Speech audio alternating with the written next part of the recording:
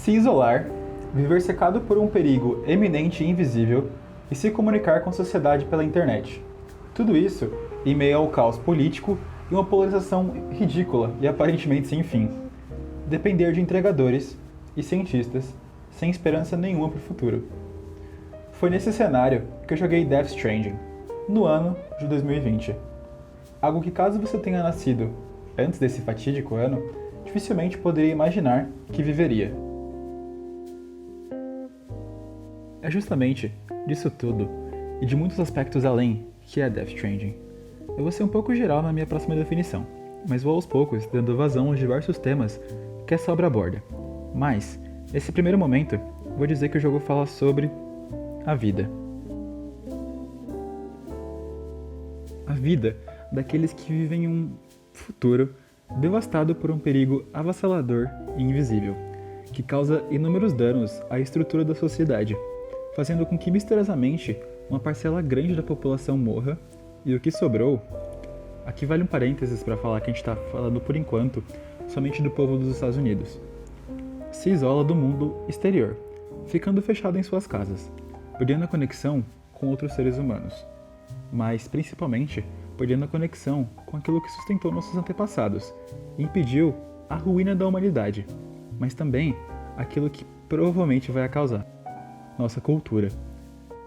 Tudo aquilo que aconteceu antes do Death Stranding simplesmente foi varrido da face da Terra. Nenhum sinal da história, arte ou ciência anterior a esse evento. Seu trabalho vai ser reconectar os Estados Unidos, ou melhor, as cidades unidas da América. Ligar os nós de uma rede de internet, que será fundamental para reaver a história pré-Stranding e ligar as pessoas, para construir juntos um futuro. Cada pequeno nó é formado por instalações semi-governamentais, laboratórios de ciência e vários abrigos de cidadãos. Esses que nem sempre vão aceitar o seu convite logo de primeira, uma vez que estão relutantes a participar de algo como um governo, compartilhar suas informações ou simplesmente cansados da vida em sociedade. Como um jogo do Kojima, a história é densa, cheia de reviravoltas e críticas ao status quo. E também é bem bizarro, com grandes diálogos e sequências cinematográficas, cenas que poderiam facilmente ser encontradas em alguma produção de alto orçamento de Hollywood. No que tem de narrativa, Death Stranding é uma obra necessária, principalmente nos tempos em que vivemos, uma vez que é uma obra de seu tempo. Ela exala e escancara problemas que vivemos há algumas décadas como sociedade. E também fala de outros que nós julgaríamos que somente seriam necessários serem abordados em um futuro distópico. Mas como o grande Mike Pondsmith, criador do RPG de mesa Cyberpunk, uma vez disse, Cyberpunk was a warning, not an aspiration. Ou, Cyberpunk era um aviso, não um desejo. Vale dizer que o jogo é fortemente político, tecendo críticas a diversos espectros, algo que pode irritar uma parcela dos jogadores, mas eu não acho que aqueles que se irritariam com isso vão de fato entender que são críticas. Seus personagens principais são extremamente cativantes, suas histórias são todas muito bem contadas, e elas se entrelaçam de maneira magistral. Apesar de nosso protagonista, Sam, não falar muito e ser bem fechado, seus parceiros de cena carregam a história a maior parte do tempo, e nos apresentam um pouco mais sobre o mundo em que somos inseridos. Cada um deles conta com um capítulo na história, o que lhes garante não somente uma bela apresentação, mas também um ótimo desenvolvimento, e todos, sem exceção, desde os mocinhos aos antagonistas, têm uma ótima conclusão. E são todas extremamente satisfatórias. Suas mecânicas de jogo, pra mim, são um show à parte.